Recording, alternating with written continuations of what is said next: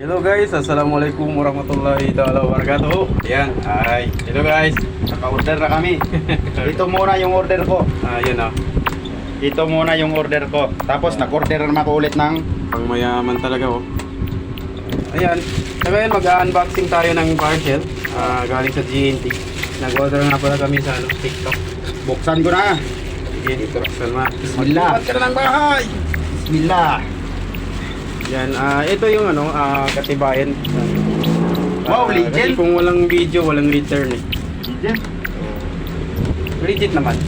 Pare, may papasok. Yan. Yan yung mga Legit. ginagawa ng security guard. Legit to, legit. Nag-open ng gate. Security guard ka na, doorman ka pa. Ito yung wallet na super quality talaga. And napaka-affordable. And tignan mo naman, no?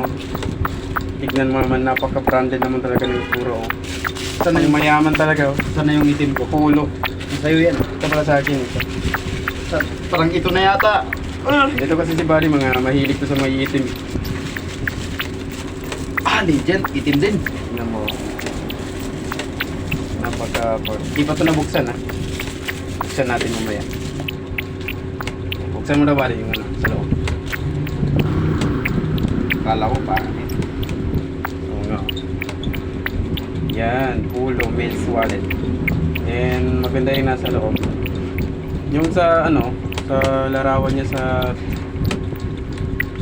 TikTok, akala mo hindi siya quality pero pagdating niya dito, nice. May libreng karton pa.